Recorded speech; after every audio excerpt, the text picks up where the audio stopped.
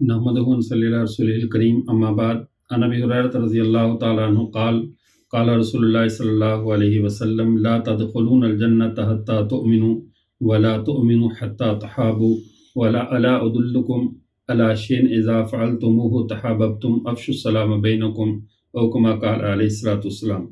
نبی کریم صلی اللہ علیہ وسلم نے ارشاد فرمایا، تم اس وقت تک جنت میں داخل نہیں ہو سکتے جب تک تم ایمان نہ لاؤ، اور اس وقت تک کامل الایمان نہیں ہو سکتے جب تک تم آپس میں محبت نہ کرنے لگو۔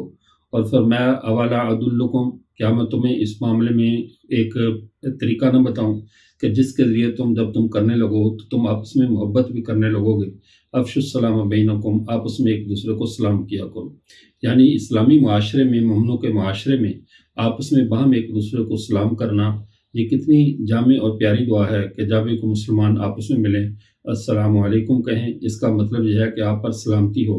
یہ اس کے لیے سلامتی کی دعا کرنا یہ اتنا اچھا عمل ہے کہ اس کے ساتھ آپس میں محبت پیدا ہوتی ہے، اور جیسے ہی آپس میں محبت پیدا ہو تو آپس میں کینہ اور بغض جو ایمان کے منافی چیزیں ہیں وہ چیزیں دلوں سے نکلنے لگ جاتی ہیں اور آدمی کامل الایمان بن جاتا ہے، اور جیسے ہی کامل الایمان بنے گا جنت میں جانے کا مستحق بن جائے گا۔ اور ایک حدیث مبارکہ میں یوں آتا ہے بادی بالسلام بری من الکبر، جو شخص اسلام کرنے میں پہل کرنے والا ہے وہ تکبر سے بری ہے۔ تکبر اسی شخص میں جو ہے وہ جگہ بناتا ہے جو سلام کرنے میں پہل نہ کرے۔ تو آدمی کو سلام کرنے میں پہل کرنے کی عادت ڈالنی چاہیے۔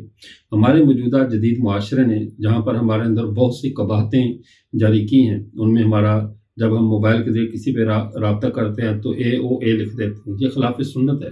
سنت کے جو الفاظ ہیں وہ یہی السلام علیکم، پورا السلام علیکم زبان سے کہے یا لکھے، اپنے قول اور فعل سے اپنے آپ کو سنت کے مطابق چلانے کی کوشش کرے۔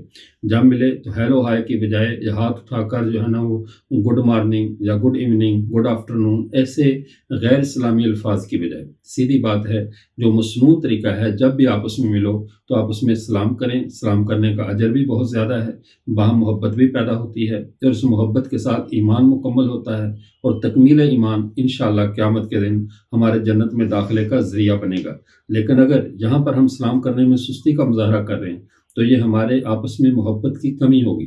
جب محبت کی کمی ہوگی تو کینے اور بغض کی زیادتی ہوگی، اور جیسے کینہ اور بغض زیادہ ہوگا ایمان کی کمزوری ہوگی، اور یہ کل جنت میں داخلے میں رکاوٹ بن جائے گی۔